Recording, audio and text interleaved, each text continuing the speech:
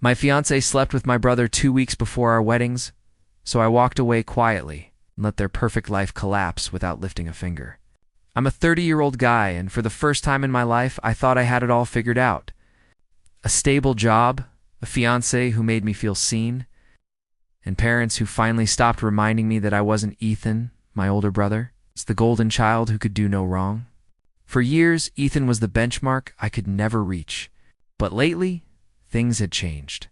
I had built my own life, my own sense of peace, and Mara, my fiancée, was the center of it all. She was warm where Ethan was arrogant, kind where he was calculated. I used to joke that she was the best thing that ever happened to me, and I meant it. Wedding planning was chaotic, but in a good way. I'd come home to Mara sprawled across the living room floor, surrounded by color swatches and guest lists. "Do you think your mom will mind if we skip the roses?" she'd ask, twirling a pen between her fingers. I'd laugh, lean down, kiss her forehead, and say, "As long as Ethan doesn't get a say, she'll live." She'd giggle, that soft, melodic laugh that made the world feel lighter. For once, my family's approval didn't matter. I was marrying for love, not comparison. Ethan had even agreed to be my best man. That surprised me. He'd never been the sentimental type. When I told Mara, she smiled. "Maybe he's finally happy for you." I wanted to believe that. I really did, but sometimes, when I'd catch Ethan watching her across the table during family dinners too long, too casually, something in me tightened. I ignored it, convincing myself I was just being paranoid. After all, what could possibly go wrong this close to the happiest day of my life? But looking back now, I should have known peace like that never lasts. Growing up, Ethan was the sun, bright, magnetic, impossible to ignore, and I was the quiet orbiting planet. Trying to stay in his light without burning, our parents adored him. Every family dinner turned into an Ethan highlight reel, his promotion, his new car, his new watch. I learned early that the best way to avoid disappointment was to stay small, work hard, and never expect applause. So when Mara came into my life, she was the first person who made me feel like I wasn't standing in someone else's shadow. She loved me for me, or at least that's what I believed. "Your brother's charming," she'd said once after meeting him for the first time. I laughed it off. "Yeah, charming enough to get away with murder." She smirked, not realizing how close that joke would one day come to the truth. Still, I trusted her completely. I'd spent years watching Ethan manipulate people. I told myself, Mara was too smart. It's too genuine to ever fall for that kind of game. But slowly, I started to notice small things. Ethan and Mara began texting about wedding logistics, harmless, I thought. Then came the casual comments. Ethan said we should try this caterer, or Ethan thinks navy suits would look better. He was everywhere. Even when he wasn't, I'd walk into a room and see her smiling down at her phone, saying, "It's just Ethan, relax." Every instinct screamed that something wasn't right. Yet I silenced that voice because I wanted to believe my life had finally escaped Ethan's shadow. One night, as I watched Mara and Ethan laughing across the dinner table, that old feeling of invisibility crept back in. It was just like childhood, everyone drawn to him, while I faded into the background. I told myself it was nothing.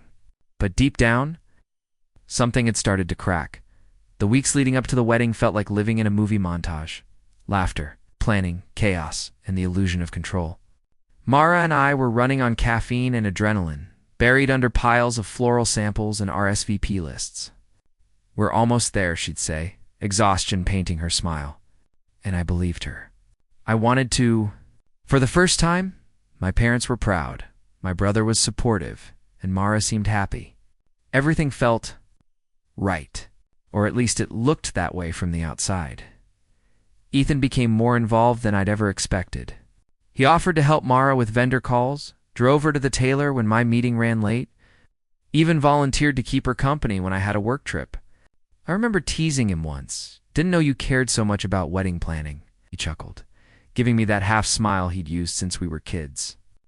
"Just looking out for my little brother," he said. But there was something in his tone, too casual, too smooth, that stuck with me. When I asked Mara if it bothered her, she brushed it off. "You're overthinking again," she said, laughing. "You always assume the worst in Ethan." Maybe I did. But I couldn't shake the unease.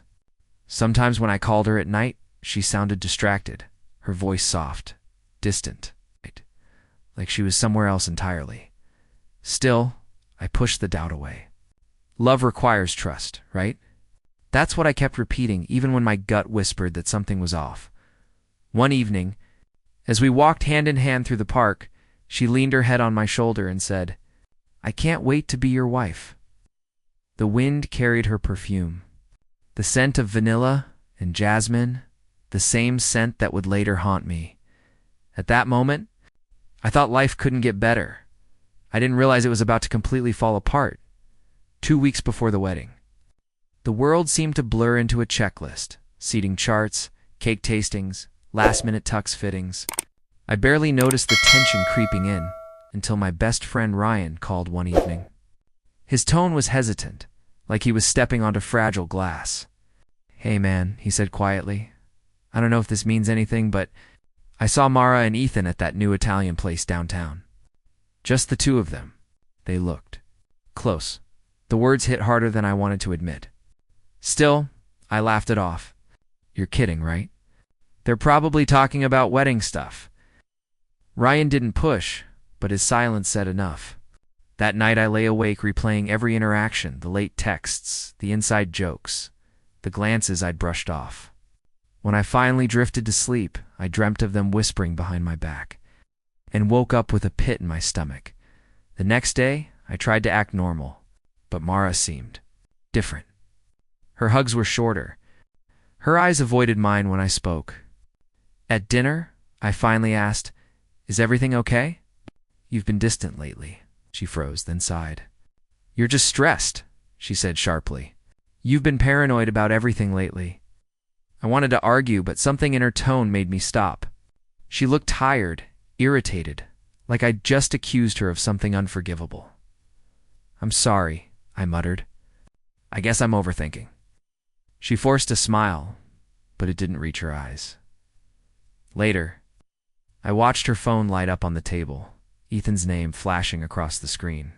She flipped it over without a word. My chest tightened. The room felt smaller, quieter. That night, while she slept beside me, I stared at the ceiling. Replaying Ryan's voice over and over, they looked close. And for the first time, I started to believe him. The next few days moved like a bad dream, the kind where you can feel something hunting you, but you can't quite see it yet. I kept telling myself I was crazy, that Ryan was mistaken, that Ethan would never cross that line. But denial has a funny way of rotting from the inside. It happened on a Wednesday night. I was working late when Ryan texted, "You need to see this." Attached was a photo, blurry, taken through a windshield, but unmistakable. Ethan's car parked outside Mara's apartment, and inside it, under the faint glow of a streetlight, were two silhouettes leaning in close. Kissing, my hands went cold. For a long time, I couldn't move. I just stared, willing the image to change to be anyone else. But it didn't. It was her, and it was him. My fiancé. My brother. The two people I trusted most in this world. When I finally stood, everything around me felt distant, hollow. The hum of my computer, the ticking clock, the muted city sounds outside. I didn't cry. I didn't scream. I just felt empty. That night, I drove home in silence. Mara was on the couch, scrolling her phone, pretending life was normal. She looked up and smiled. "You're home early." Oh. I stared at her for a long second and said softly, "Yeah, I guess I just missed you." She smiled again, leaned in for a kiss, and I let her. And in that moment, I realized how terrifyingly easy it is for people to lie, to touch you with hands that just held someone else. I didn't confront her. Not yet. Instead, I went to bed beside her, pretending to sleep while she texted someone under the covers. Every vibration of her phone felt like a heartbeat, and each one told me the same truth. The life I built was already gone. The next morning, I woke up before Mara, staring at her sleeping beside me. She looked peaceful, innocent even, as if the woman in that photo didn't exist. My first instinct was to confront her, to scream, to throw my ring on the floor. But something colder, sharper, took over instead. I decided to wait, to watch, to know before I destroyed everything. So I played my role, the doting fiancée. I brought her coffee, kissed her forehead, smiled when she smiled. I even texted Ethan, "Can't wait to see you later, man." He replied with a thumbs up. It was almost laughable. They had no idea I'd seen behind the curtain. Over the next few days, I gathered everything: texts, screenshots, receipts, late-night messages like, "I can't stop thinking about you and he'll never find out." Each one cut deeper than the last. The timestamps told the real story. This hadn't started 2 weeks before the wedding. It had been going on for months. Every work dinner, every late-night call, every excuse, all of it was part of a lie. The realization didn't bring anger. It brought clarity. I wasn't losing Mara or Ethan. I was losing the illusion that either had ever respected me that night. I looked at her across the dinner table. She was laughing at something on her phone, her eyes glowing under the soft kitchen light. "Who are you texting?" I asked casually. She froze for a split second, then smiled. "Just your brother. He's checking in about the rehearsal dinner." I smiled back. "Of course he is." She didn't notice the shift in my tone, the calm in my voice that wasn't calm at all in that moment. I made a silent promise. I wouldn't explode. I wouldn't fight. I'd let them believe they'd won. Right up until the moment I disappeared, the rehearsal dinner felt like a scene out of someone else's life. Laughter, champagne, and fake smiles stretched across faces that didn't deserve peace. I sat at the head of the table, Mara to my right, Ethan across from me. Every time their eyes met, I saw it, that subtle flicker of guilt they thought they'd hidden. But I kept my smile. I'd spent the last week preparing for this moment, not to confront them, but to end it my way. When it was time for speeches, my mother dabbed her eyes, talking about the bond between her 2 boys. Ethan smirked. Mara squeezed my hand under the table. I could feel her pulse fast, nervous. When they handed me the microphone, I stood up, steady and calm. "I just want to thank everyone for being here," I began, my voice steady. "And to those who've taught me the true meaning of loyalty and love." I let that line hang in the air. Mara's smile faltered for half a second. Ethan shifted in his seat. I raised my glass and said, "To truth, may it always find its way to the surface." Everyone clapped. They thought it was poetic. Only 2 people in the room understood what I really meant. After dinner, I hugged my parents, thanked the guests, and slipped out early, telling Mara I was heading home to rest. Instead, I drove straight to a small motel on the edge of town, a place where no one would think to find me, in that quiet room. I sat on the edge of the bed and opened my laptop one last time. My letter to Mara, Ethan, and my family was ready. Polite, simple, final. No accusations, just truth. By sunrise, I'd vanish from their lives without a sound, and by the time the wedding day came, they'd be standing in front of a crowd, realizing the groom wasn't coming. The morning of the wedding was supposed to be the best day of my life, and in a way it was. Just not for the reasons anyone expected. I woke before sunrise, heart strangely calm. My tux hung neatly on the motel's wooden hanger, untouched. My phone buzzed endlessly with messages from Mara, my mom, Ethan. I ignored them all. Outside, the sky was a pale gray, heavy with the promise of rain. It felt fitting, the calm before the storm that was about to rip through everything. I'd known at exactly 8 a.m. I hit send. One email, copied to Mara, Ethan, and my parents. The subject line read, "The wedding is off." The message was short. Ask Mara and Ethan why. Within minutes, the phone exploded with calls.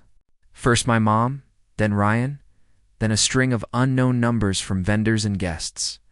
I turned it face down, staring blankly at the motel ceiling. I could almost picture the chaos, the shock on my father's face, my mother's confusion, Mara's panic, and Ethan, probably scrambling to find the right lie. For hours I sat there, numb. The silence was both a relief and a punishment. When I finally checked my phone, There were dozens of texts. Mara's were frantic. "Where are you? We can fix this, please. Don't do this." But it was already done.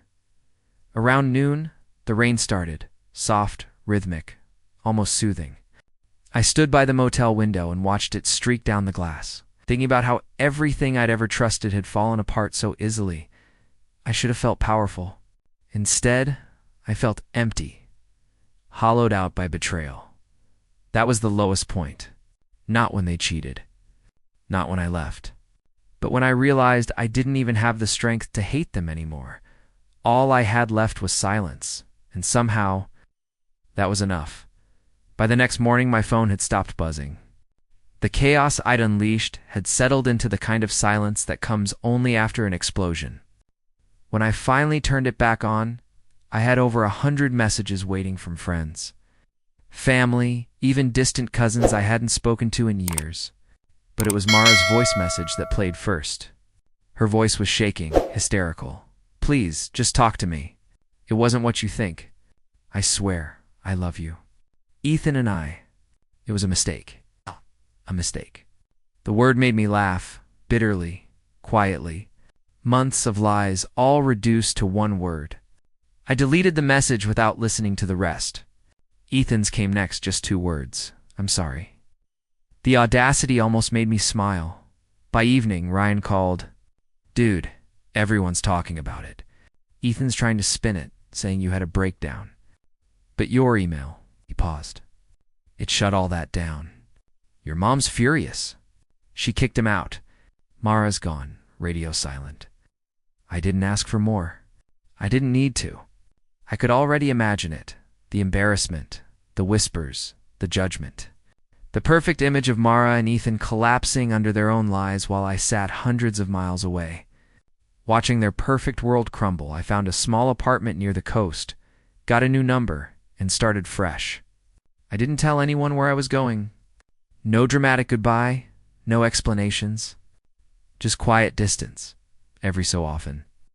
I'd scroll through social media not to torture myself, but to confirm what I already knew. Their posts grew fewer. Her smile looked forced. His eyes, tired. The people who betrayed me were breaking themselves apart without my help. And for the first time in months, I felt something close to peace. But karma wasn't done with them yet, not even close. 6 months passed before I heard their names again. By then, my life had finally found a rhythm. Morning runs by the coast. Late nights working, no ghosts whispering in the dark. I'd stopped checking their social media, stopped wondering if they ever thought about me. But karma has a way of finding its own timing. It came through Ryan, like always. "Dude, you're not going to believe this," said over the phone, half amused, half stunned.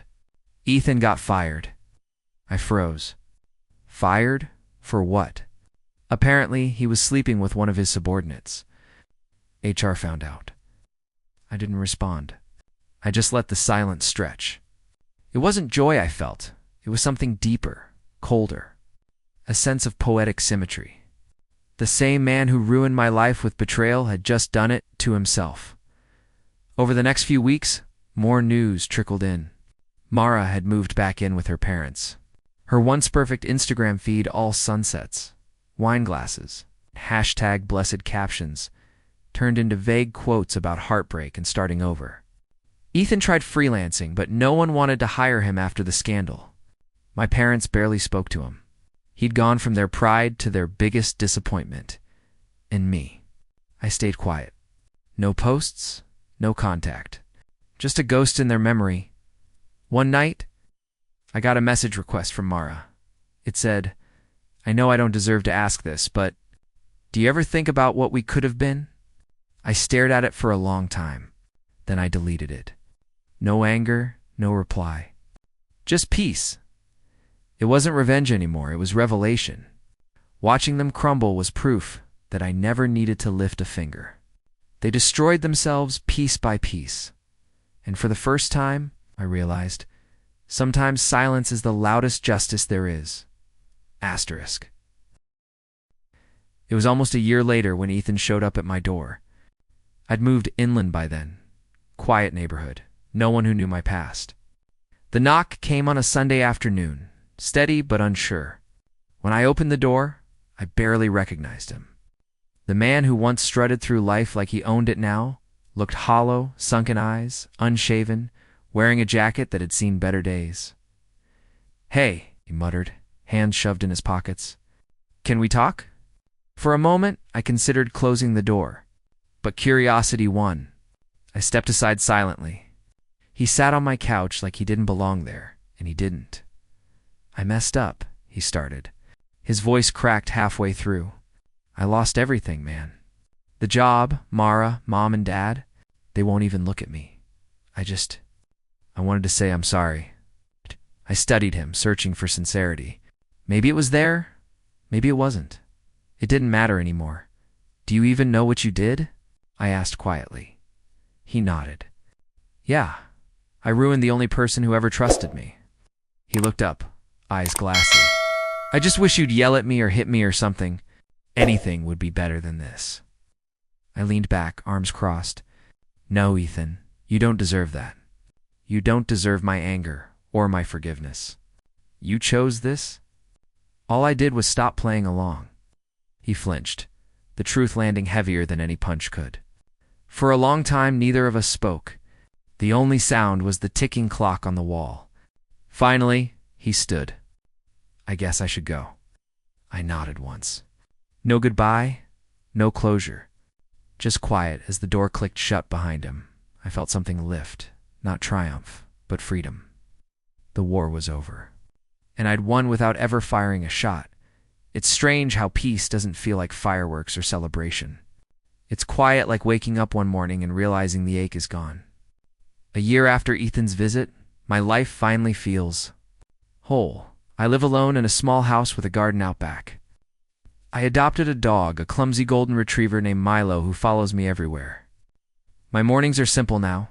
Coffee on the porch, soft sunlight filtering through the trees, no noise, no lies, just stillness. Sometimes people ask if I ever think about Mara or Ethan. The truth is, I don't. Not out of bitterness, but because they simply don't matter anymore. They were lessons, not losses. I learned that love without respect is just dependency, and family without loyalty is just blood. I never sought revenge. I never needed to. Life has a way of restoring balance on its own. I used to think closure came from confrontation, from getting answers. But real closure came from silence, from choosing peace over chaos. Dignity over revenge, every now and then. I still get the occasional message. A birthday text from my mom, asking if I'll ever talk to Ethan again. Or a hey from Mara that sits unread in the message requests. I don't reply. There's nothing left to say. One evening, as I walked Milo along the shore, the sunset painted the sky in gold and crimson.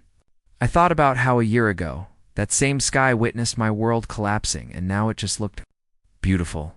I whispered to myself. I didn't destroy them. They destroyed themselves. And for the first time in my life, that truth didn't hurt.